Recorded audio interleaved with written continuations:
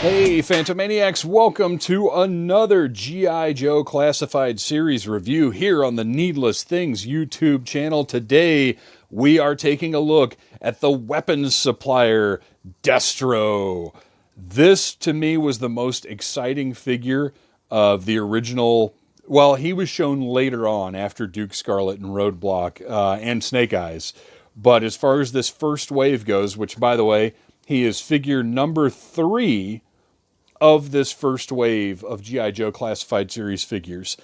He was the one that seemed to me to capture the original character in the most pure way, and Destro was one of my favorites, so I was very, very happy to see that he was getting a figure so early on.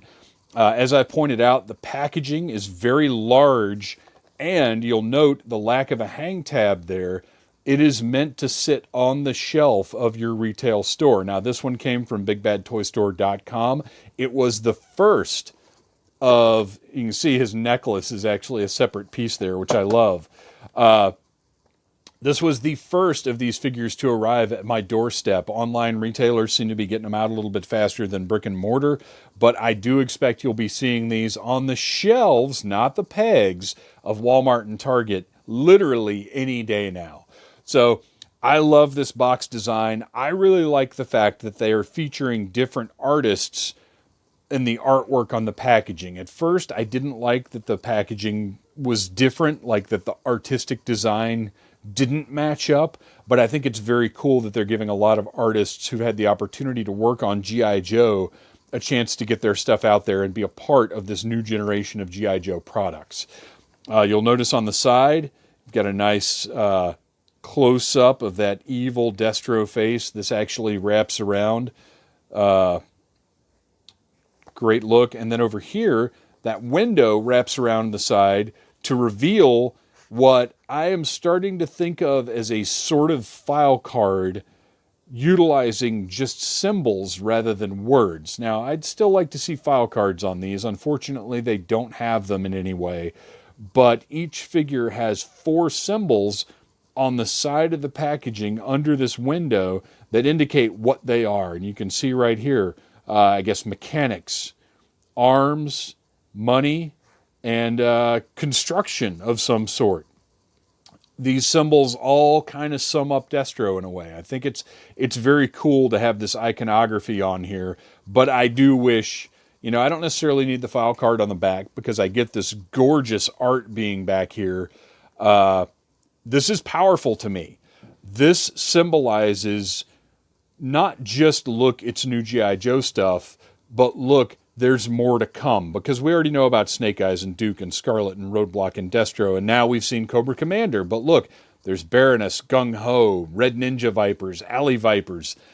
The vehicles I find interesting because I don't imagine we're going to see a whole lot of 6-inch scale vehicles. But look, the Rattler, the Fang, the Hiss Tanks, the Trouble Bubble, the Shark, the Dragonfly, basically all of the traditional Joe vehicles you can see in this artwork.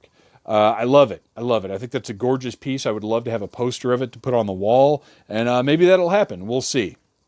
But for now, we need to open this guy up and see if Destro is as awesome as the rest of these figures have been so far. I'm going to pull out the old trusty 1964 box cutter, slice right through that tape. There's that stupid piece of paper. They can put that stupid piece of paper in every single one of these figures, but no file card. No reason to pull the insert out because we already know there's not a file card. There's nothing else in there, so we'll just set our box aside, and we'll take a look at Destro.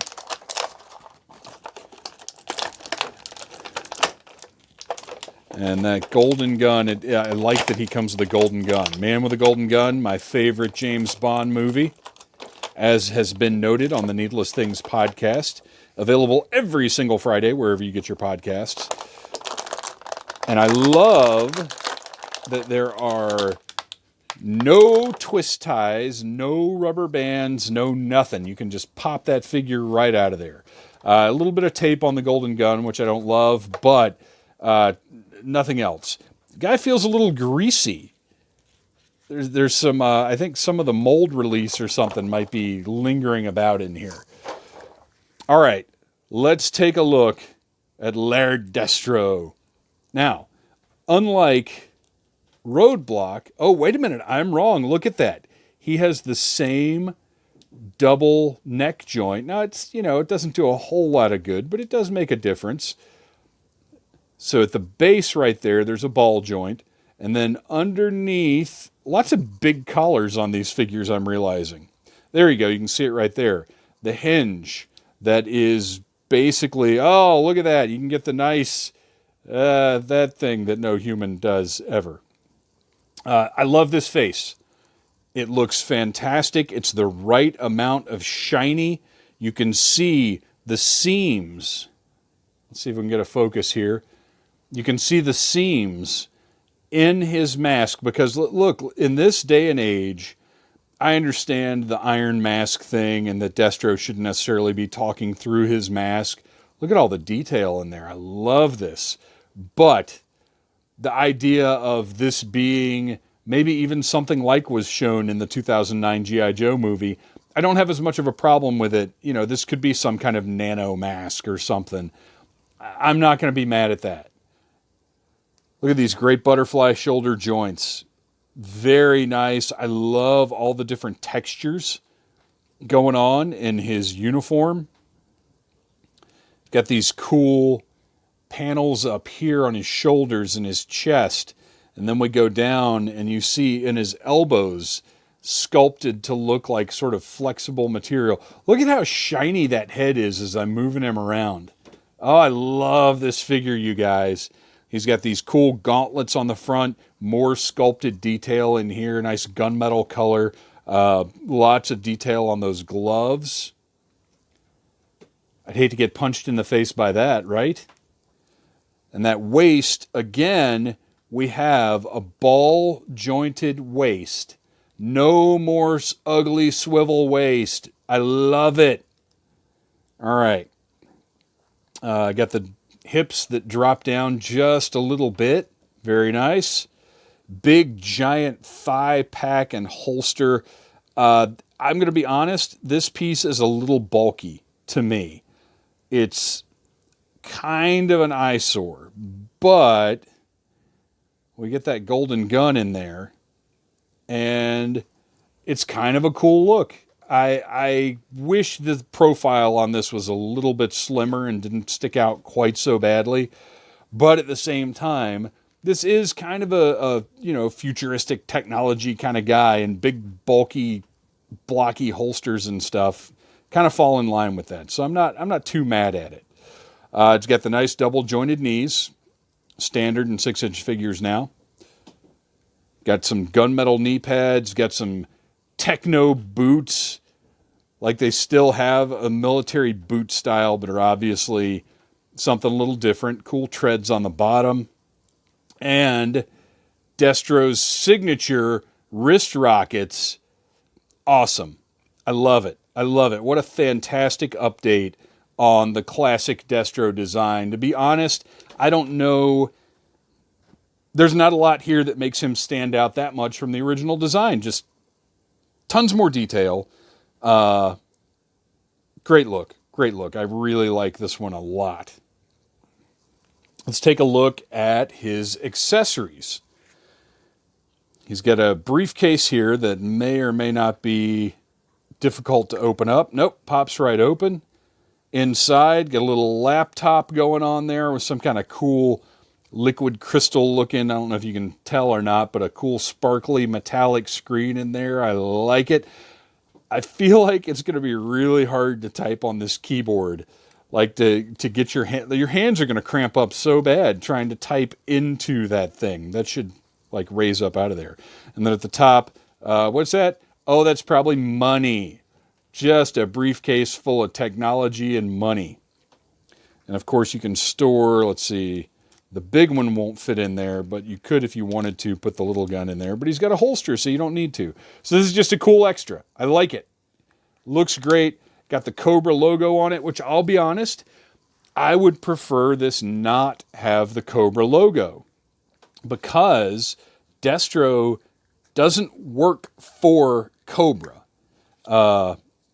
He works with Cobra. He sells to Cobra, but my favorite stories had Destro as sort of a third party benefiting off of the conflict between G.I. Joe and Cobra. But whatever, maybe he built this for Cobra Commander. He wanted to put the logo on it because that guy knows branding, let me tell you.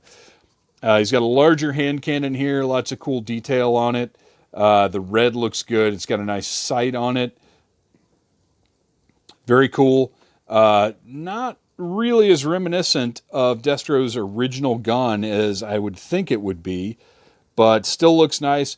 Fits in that hand really well. Cool looking, matches Destro. And then this golden gun, which maybe is a bit of a nod to the later Destro. Oh, that fits right in there too with that trigger right in the trigger guard finger thing. Pardon me, words are failing me because I love this figure so much. So we get our golden gun holstered. We get our big ol' hand cannon. And then that briefcase just pops right into that hand. And look at that. Destro is ready for his day at work. Baroness, gives him a little kiss on the cheek, tells him she'll see him later that afternoon when he gets home. Have a good day, sweetie. Selling arms to Cobra Commander and his crazy army. Now, I'm going to throw in a picture right here of this figure along with some other 6-inch scale figures so you can get an idea of the sizing, where these lie versus Black Series, Marvel Legends, whatever else.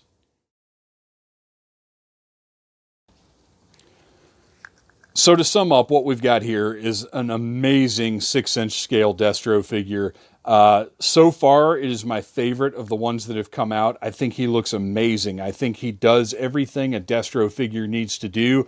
I am fascinated by the shine on his head as he moves around. He looks so good. I'm not saying I wouldn't want a vac metal version, but I do think they've done a really nice job of making this one look nice and metallic. Recommended.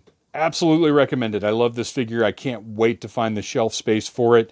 And please check back this week for more reviews of G.I. Joe Classified Series figures here on the Needless Things YouTube channel. And check out the Needless Things podcast every single Friday, wherever you get your podcasts. Thanks a lot, you guys.